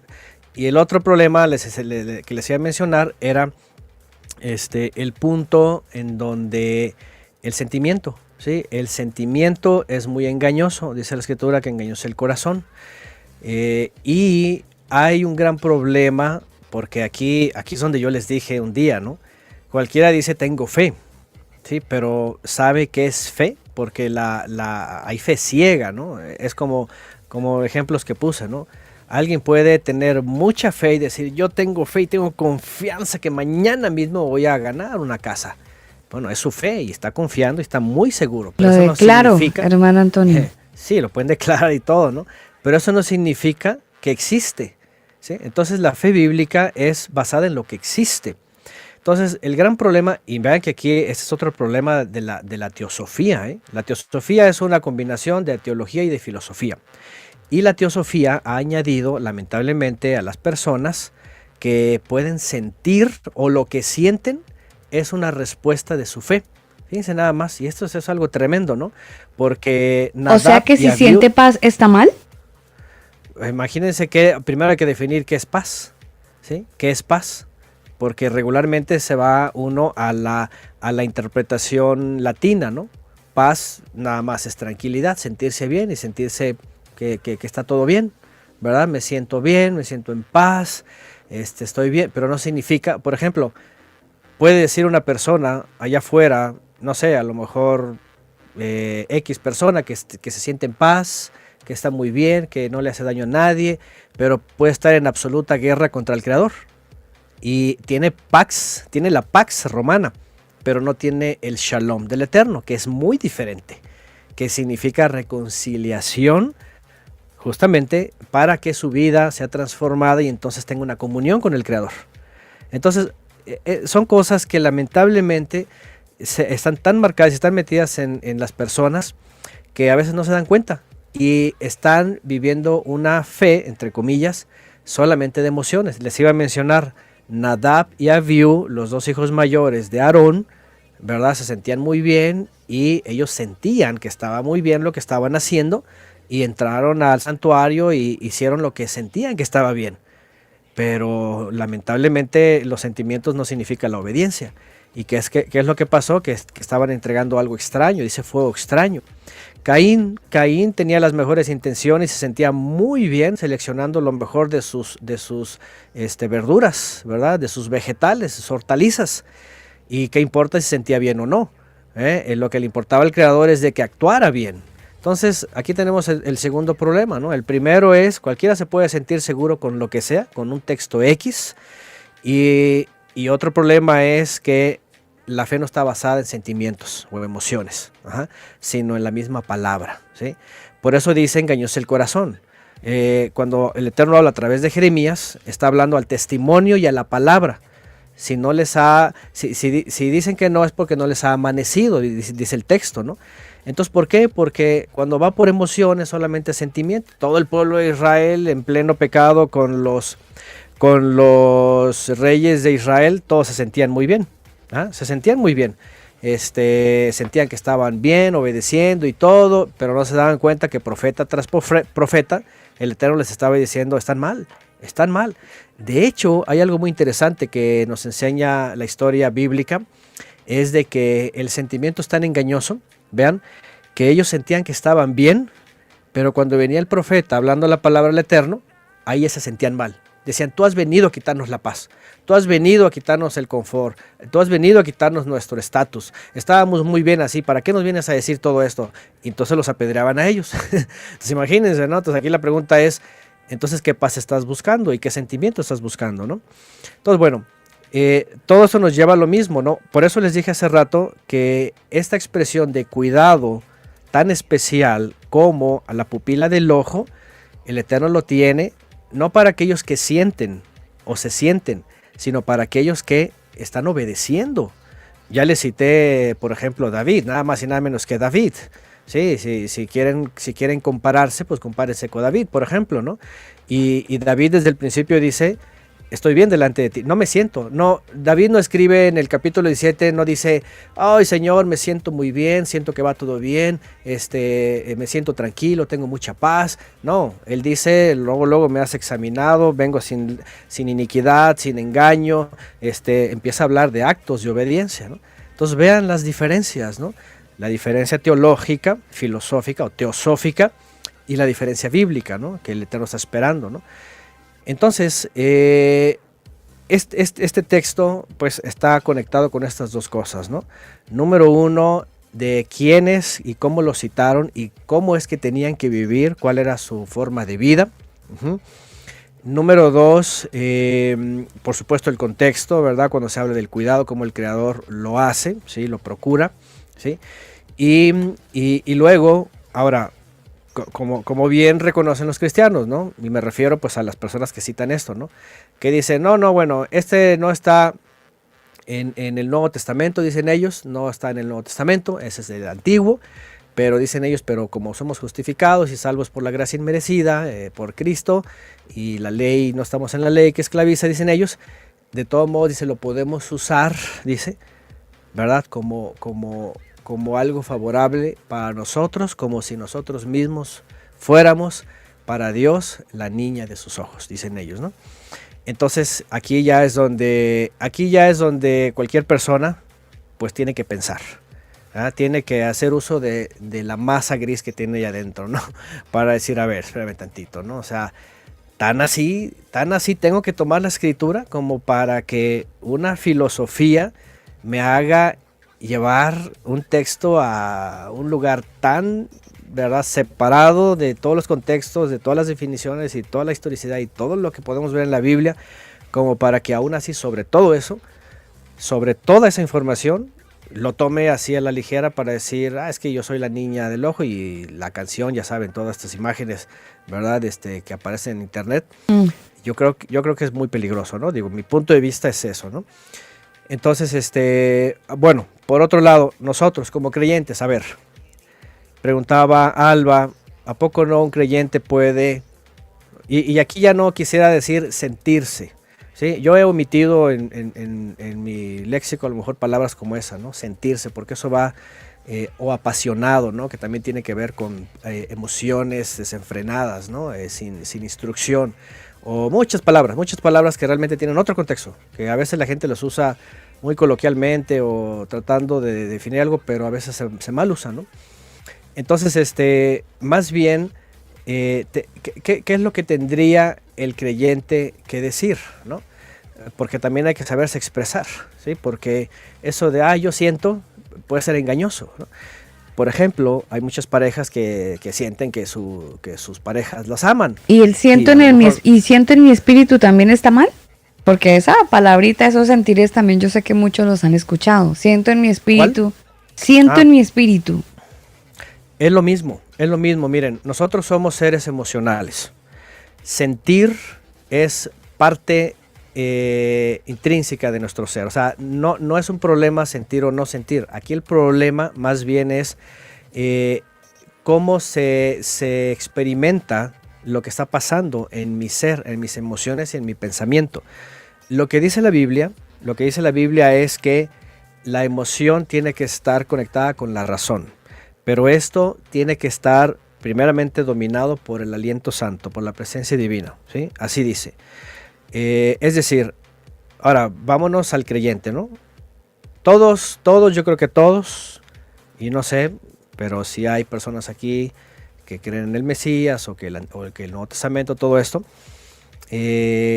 tenemos que, y esto lo dije la vez pasada, yo no sé si ya me lo avalaron todos, ¿verdad? Si me lo han secundado, pero todos los que estamos aquí, yo pienso que creemos en el Nuevo Testamento, ¿no? O en el Nuevo Pacto. Claro. Como ya dije antes, tenemos por obvias razones, ¿verdad? Saber dónde está profetizado el Nuevo Pacto, Jeremías 31:33. ¿Qué dice Jeremías 31:33? Pondré mis leyes en su mente y en su corazón. Ok, ya sé por dónde va el Nuevo Pacto. Cuando viene el Mesías, Él hace esta intervención, Él paga, si Él sufre, y aquí viene otra cosa, el amor del Creador no es incondicional.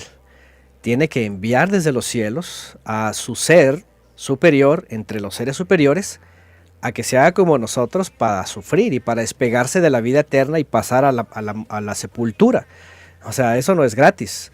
A veces se ha también mal entendido que la salvación es gratis. La verdad es de que el pago fue muy grande.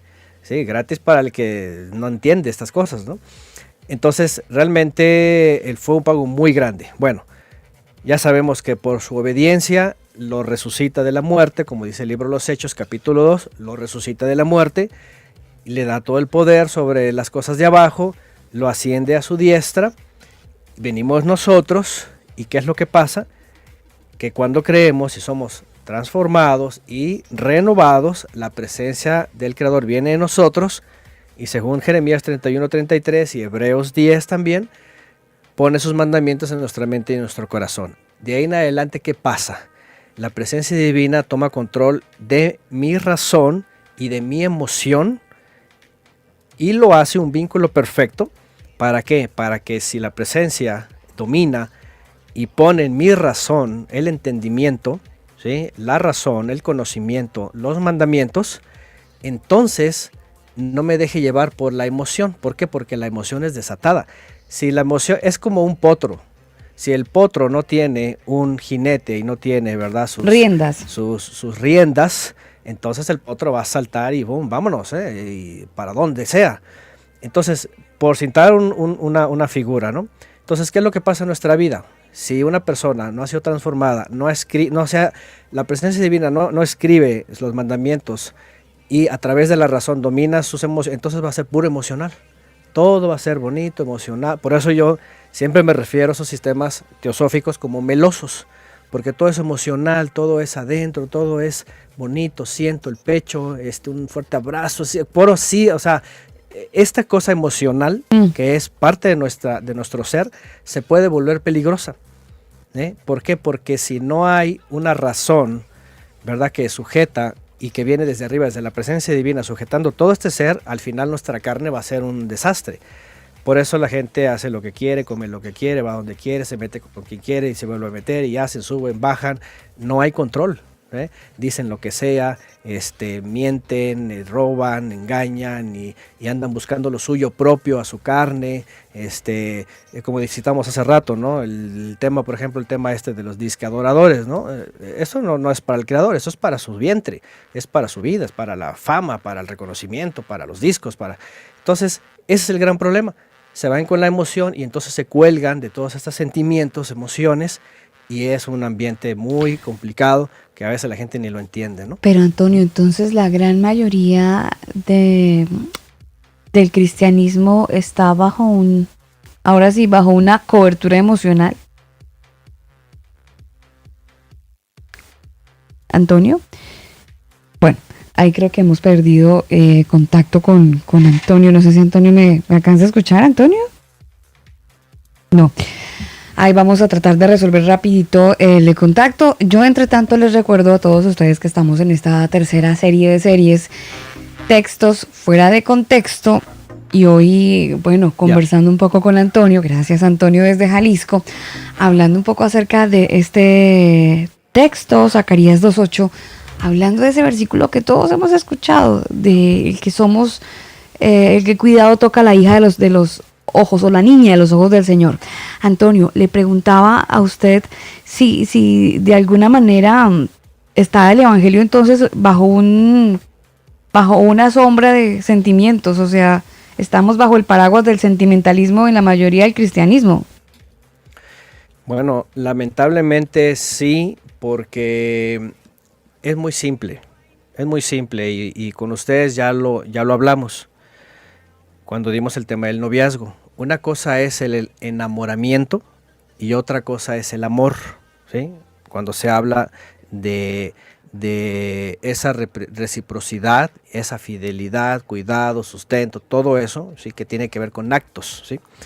Entonces, yo lo pongo siempre como este ejemplo, ¿sí? Las parejas que no tienen idea de la unión, de vivir, de hacer, de procurar, de negarse a sí mismo, todo eso, y nada más están en la emoción y lo bonito y qué romántico, y por eso en un momento dado, y que no se me vayan a entender porque ya hubo personas que me dijeron que quién sabe qué soy, ¿verdad? Cuando dije que amar y bíblicamente no es el romanticismo y estas cosas, ¿verdad? Acarameladas en la pareja lo que importa, o al final en la Biblia nunca lo ven, sino los actos, los hechos, el cuidado, todo lo que dicen los mandamientos.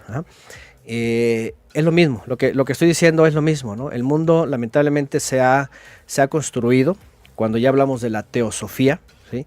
De interpretaciones en donde y ese es el gran problema, interpretaciones del texto en donde favorecen emocionalmente a la persona. ¿Cierto o no cierto? Porque si ves otros textos en donde, por ejemplo, ustedes ya lo escucharon y ya lo planteamos aquí, esfuérzate y sé muy valiente y eso te anima y la emoción, sí. Pero si te vas más adelante en guardar todo este libro de la ley y medita de así como que, ay, te apachura así como que, ¿cómo? Pero es que no era pura victoria y quién vive y no era puro eso. No, hay que ponerlo por obra. Y ya, no, pues es que eso nadie puede. Ya lo hizo él por mí, así que ya soy más que vencedor. Ese es el gran problema, ¿me entienden? Así podemos hablar de muchos textos, de muchos casos, y lamentablemente la gran mayoría de los textos están basados a eso, a la emoción, a sostener el buen ánimo, ¿verdad? O lamentablemente pues una falsa fe que está basada nada más en prosperidad, en cosas, en bienestares, en cosas egoístas, en cosas materiales, en cosas de la vida terrenal. Y por otro lado, ustedes han de saber bien esto, ¿verdad? Cuando estas personas no lo obtienen o nomás no ven salida, viene la depresión, vienen problemas, vienen estreses. Pero tranquilo, hermano Antonio, que van al psicólogo cristiano y ahí se soluciona la cosa. Bueno, para solución, ¿verdad? Decimos claro, psicólogo cristiano, sí, es que tenemos también. Entonces, imagínense, están dependiendo, ¿verdad? De emociones y ¿qué le podemos poner? Y de recursos que ayudan a reinjertar las emociones, ¿no? Y a volver a levantar el ánimo, ¿no? Pero si hacemos un análisis y decimos, ¿y qué no es la palabra? ¿Qué no es el creador mismo? ¿Cómo? Son los hombres, son los consejos, son las experiencias de otros, no es la palabra. ¿Desde cuándo acá ya no es la palabra? Directamente, ¿desde cuándo acá ya no es la instrucción? ¿Desde cuándo acá, como dice el salmista, ¿verdad? Que la Torah es su delicia y que medita día y de noche? ¿Desde cuándo acá la delicia tiene que ser lo que me diga el psicólogo, o el amigo o alguien más? ¿De cuándo acá? Pues desde que la teosofía se introdujo y empezó a suplantar o empezó a reemplazar más bien lo que el creador nos da y buscándolo en el hombre, ¿no? Pues increíble, Antonio. Además yo no sé, Daniel, si a usted le ha parecido como que una locura entender realmente el concepto de la frase, porque ya con Antonio claramente nos dimos cuenta que no solamente estaba en Zacarías, sino que él nos hizo un recorrido casi que desde Deuteronomio hasta llegar a Zacarías, pero el texto, aunque tiene varias narrativas, finalmente nos lleva a una muy importante que es la obediencia a la ley. Sí, es interesante, Alba, porque pues así como usted lo ha dicho, o sea, todo el tiempo se ha enseñado otra cosa totalmente diferente Y bueno, se trata de obedecer, se trata de cumplir lo que la palabra nos dice, para que ahí sí medio tendamos a ser la niña de los ojos. Pero interesante, muy interesante el programa de hoy. Por ahí de hecho han compartido en el Telegram del Combo Alba varios enlaces para que la gente que quiera descargar la Strong en español lo puedan hacer en sus celulares, y también hay un enlace para que sigan a la página logosclogos.com. Ahí, si usted quiere saber cómo está, bueno, búsquenos en Telegram y ahí están los enlaces. También han republicado algunos enlaces en la sala de chat de Facebook, pero no sé si en MixLR, que tenemos varias salas de chat, algunos dirían en Chile, no nos pescan, pero en MixLR creo que no nos dejaron en la sala de chat, pero en Facebook vi algunos comentarios, en Telegram también vi algunos enlaces de los converos que ahí estaban muy atentos cuando yo dije cómo era que lo de Strong, ahí rápidamente estuvieron enviando los enlaces, así que gracias. Yo no sé, Antonio, si la niña de los ojos tiene más manivela. No, bueno, hay muchas cosas más, ¿verdad? Pero creo que hemos aterrizado la idea abruptamente. Sí.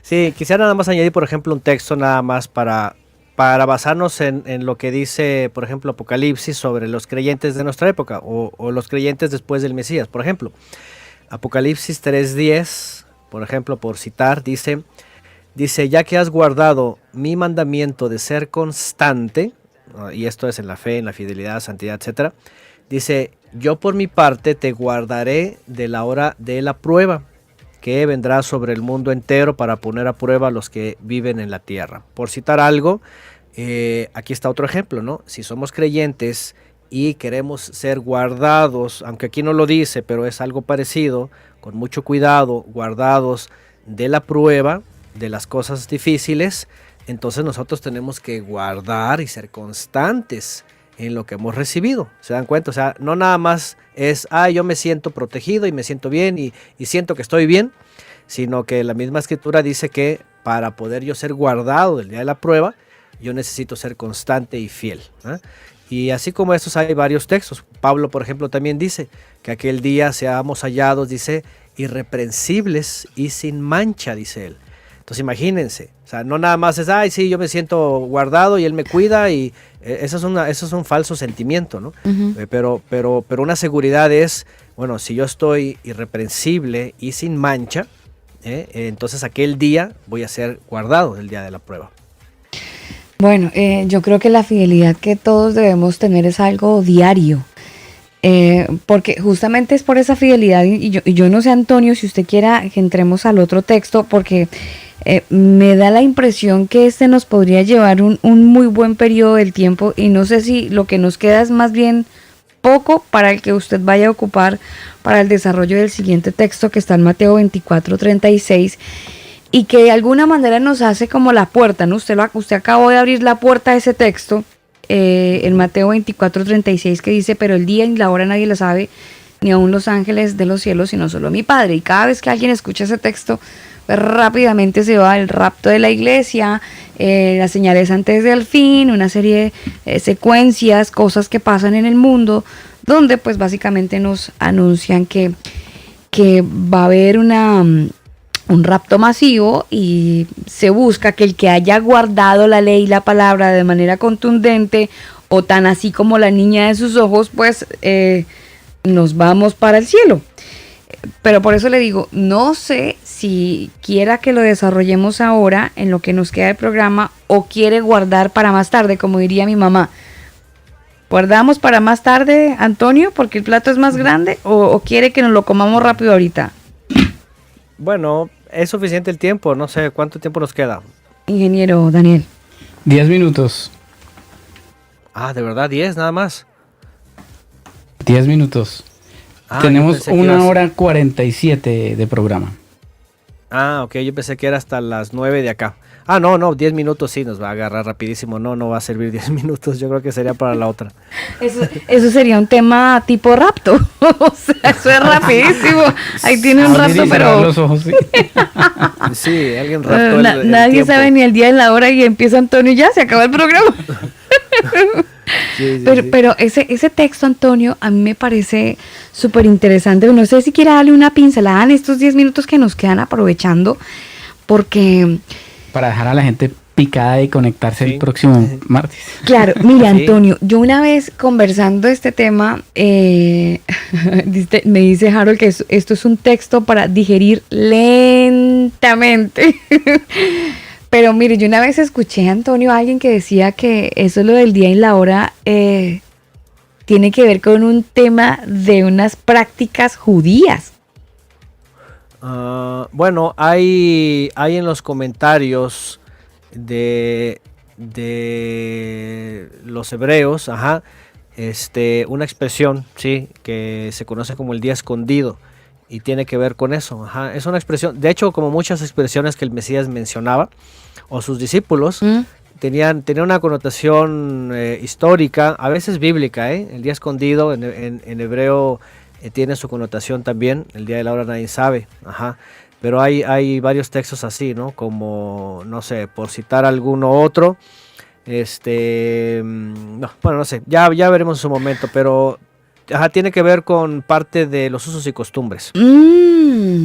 O sea que podría alejarse de lo que estamos esperando muchos, de un rapto. O sea, Bueno. tranquilo no, que hombre, aquí sí. estamos dando pinceladas. O sea, Sí, por ejemplo, podemos estar aquí hablando, conversando, estamos desarrollando la serie de textos fuera de contexto y de repente quedamos en bache. Esta vaina queda así. Sí, sí, lo que pasa es de que lamentablemente otra vez aquí ha metido las manos la escatología de corte judio-cristiana, pero se O sea, sale se sale de todo lo que dice el Mesías. O sea, ¿no están así?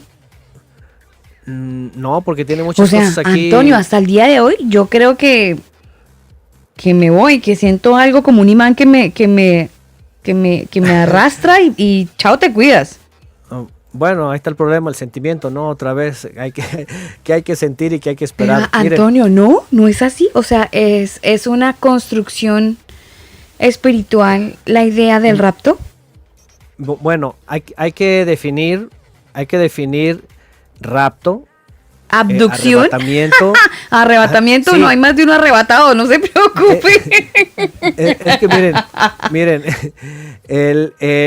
yo he hablado en comentarios, en entregas con ustedes varias veces, ¿verdad? Que la promesa nuestra que dijo el Mesías es que va a regresar para llevarnos, sí, eso no se duda, que va a venir para tomarnos y trasladarnos a la nueva creación, a la eternidad.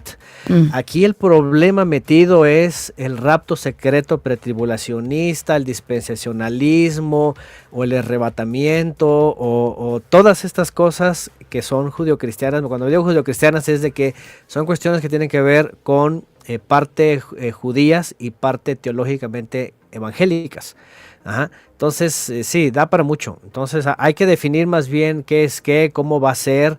Y bueno, qué bueno que ya vimos un texto importante, porque vamos a verlo más adelante. ¿Cómo sería esto? ¿Verdad? ¿De qué vamos a ser guardados? ¿Qué tenemos que esperar? Porque lamentablemente la mayoría cree que Antonio, de pronto van a creemos. desaparecer. Yo soy de Bueno, las que cree que se va a desaparecer. Bueno, así que se van a desaparecer. Así de pronto plano, y así de plano que estoy en una reunión y de repente queda mi anillo ahí. ¿Qué pasó con Alba? Bueno. No, se desapareció. Los extraterrestres, yo creo eso. Tienen que pasar muchas cosas, ¿sí? No es de que pum, de pronto y ahí se quedó la ropa, ¿verdad? Como la serie de Tim LaHaye, ¿no? Que de pronto ahí están las ropas hasta dobladitas y con Dejados atrás. suavizante y todo eso, ¿no? Sí. Entonces, es que da para mucho, hay que saber a qué se refiere ¿Y cómo va a ser? Porque la mayoría creen que no van a haber ninguna aflicción y no van a pasar ninguna prueba de nada. También por el texto ¿no? Bueno, Yo te guardaré el día de usted la sabe prueba. que hay una teoría que hablan de porque esas son otras tendencias dentro de la iglesia cristiana, los post-tribulacionistas, los de la tribulación, los que creen que van a estar, los que no creen que van a estar, los que creen que van a vivir una parte, que enreda un poco más la pita, además. No, sí, es que yo creo que tenemos que mencionar esto. Mira, está el preterismo, que dijo que ya pasó todo. Están los amilenialistas, los premilenialistas y los postmilenialistas. Ajá, lo más popular en la cristiandad, al menos lo que yo he visto, ajá, son los que esperan un milenio en el futuro. Apocalipsis capítulo 20, hermano. Ajá, todo eso, sí, que son raptados en un momento, van a la boda, luego bajan, y el reino y todo, eso es lo más popular. ¿Ah? Entonces, sí, habría que definir y ver cuándo salieron todas esas cosas. Pero eso es una construcción. No, mire, Daniel, yo voy a tener 8 días para estar un poco preocupada por el rapto. Ojalá pueda dormir. No, si es que si les cuento que me soñé que fui raptada. Entonces yo ya tengo problemas con el sueño y esos temas, Antonio. Hay personas que sueñan o así, literalmente que van al infierno. Hay personas que dicen que van a planetas. Hay otros que dicen que vuelan y ven la Tierra. Y hay de todo, ¿eh?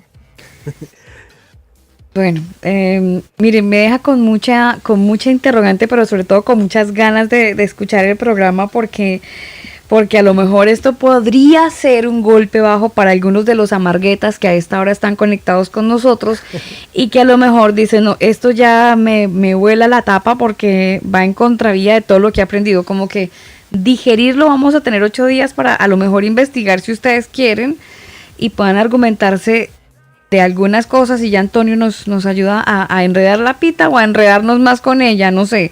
Espero que podamos despejar las dudas. ¿Usted está claro con lo del rapto, Daniel? ¿Usted? Sí. ¿Pero usted se va o se queda? No, yo me voy. Pero o sea, puede ser mañana. No sé, la hora nadie lo sabe. La hora y el momento, el lugar nadie lo sabe. Pero faltan sucesos por pasar, ¿no? Sí, pero el rapto es lo primero que puede pasar. Sí, en cualquier momento. Ahí no sabemos. No lo sabemos. Y ese es el punto, fíjense. La escritura dice que lo primero que va a pasar es que el Mesías aparezca. Y dice que ya después va a hacer la separación y luego va a tomar lo suyo. Entonces, no pueden irse nadie sin que antes aparezca. Correcto, exactamente. Entonces, mejor vamos a definir qué es, cuándo, cómo, qué se espera, cómo va a ser, y para salir de todos esos enredos. Porque sí, la gente está esperando que de pronto, así, de un momento a otro, se van y la ropa planchadita. Mire, con el tema del rapto alisten sus sueños y sus testimonios, porque creo que cada uno hemos tenido o el sueño o que el Señor vino o el susto que estaba en la casa acompañado con la mamá que oraba y dejó de verla, la dejó de sentir y pensó que era el rapto. También yo creo que más de uno ha tenido ese tipo de experiencias. Entonces, me quedé. ¿Cómo así? Yo me quedé. Ay, ¿será que vino el Señor? Ese tipo de susticos cristianos los hemos tenido. Así que vamos a hablar un poco acerca de este texto que es bien interesante. Y bueno, a definir si el rapto es lo mismo de la segunda venida o si son situaciones diferentes, que tengo entendido que son diferentes. Pero lo del rapto creo que parece que no es tan así y ya vamos a entrar en detalles el próximo martes. Oiga, Antonio, gracias por estar con nosotros. No sé si nos quiera seguir hablando del rapto. Yo aquí me quedaría hasta mañana. Sí. Como quieran, nomás porque me dijeron que ya tenía 10 minutos. Yo tengo libre el tiempo, pero 10 minutos no son suficientes. Lo primero que les puedo recomendar más bien es no vean novelas. El problema la tiene Tim LaHaye. No vean novelas ni películas. Mejor lean la Biblia. No vean novelas, o sea, las películas estas que usted nos recomendó tantas veces, don Daniel. Let's Begin. Esa serie hay que botarla al basurero. Bueno, está bien que la vean para que después entiendan lo otro. Entonces, entonces no era así. El problema es que la gente queda marcada de emociones y luego está teniendo pesadillas. Sí. Pero Antonio, ¿y entonces la trompeta que va a sonar? Vamos a ver qué shofar es y cuándo y en qué momento. Mire. No, hay muchas cosas. Pero sí, falta tiempo. Dejemos esas 2 horas para ese programa para dedicarnos a eso y bueno, Dios quiera que no sea el rapto, ¿no? Porque nos quedamos con las ganas, Antonio.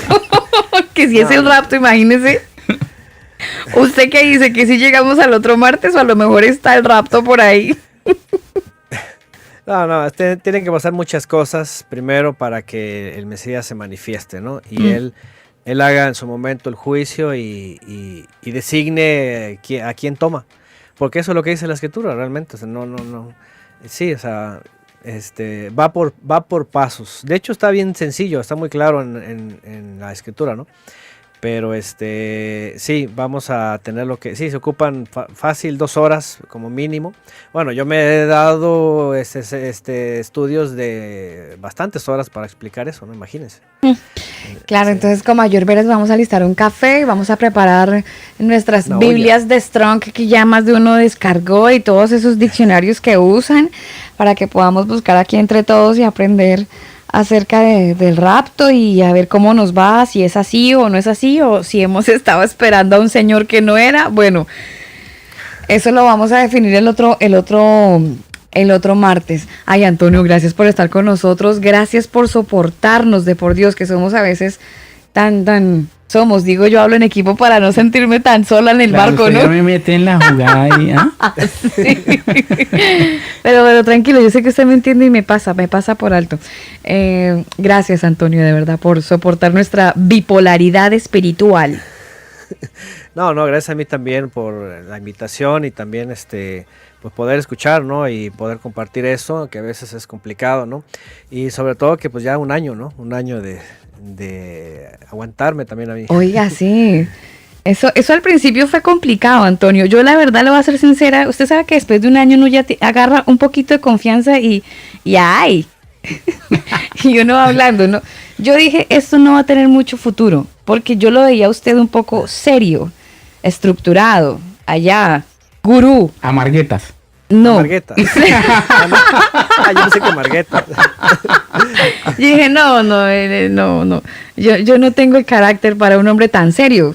Pero vea usted su paciencia. Yo creo que Antonio aprendió a conocer el lado del combo como medio extraño, como que bueno, ya esta gente está así, Ya no- sigámosle la cuerda. Usted lo que ha hecho es Fue la seguirnos la pandemia. cuerda. ¿Sí o no, Antonio? Bueno, miren, hemos tenido que tener pues estos espacios. Digo, ustedes son más así, ¿no? Por el espacio.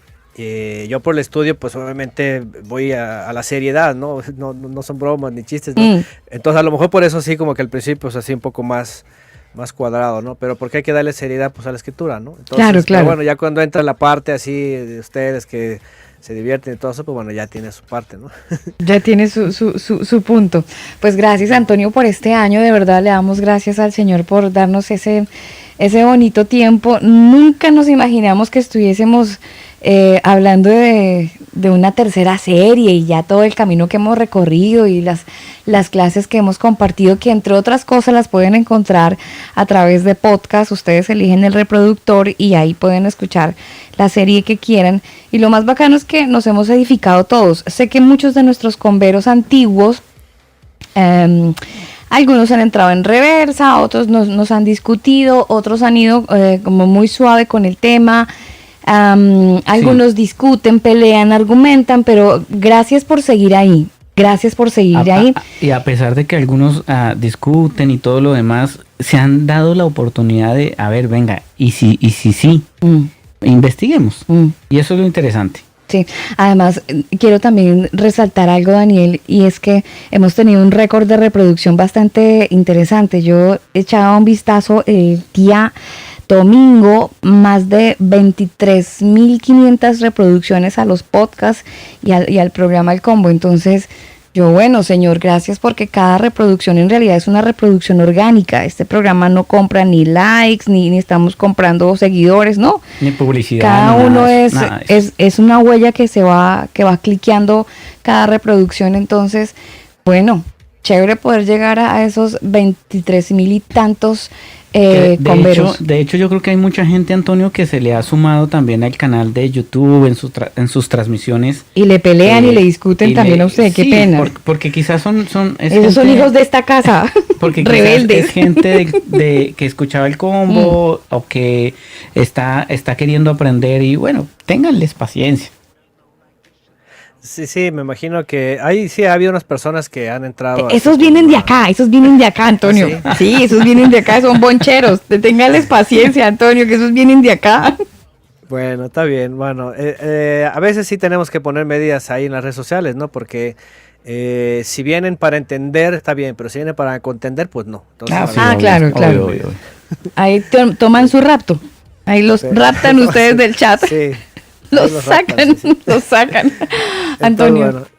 Bueno, gracias por los que con paciencia nos van siguiendo y esperamos que sea de edificación, verdaderamente. Siempre es de edificación, Antonio. Por lo menos para nosotros hemos aprendido muchísimo y hemos crecido mucho. Así que muchísimas gracias por el tiempo. Gracias a ustedes también. Y pues si el Eterno nos permite, aquí nos vemos la próxima semana.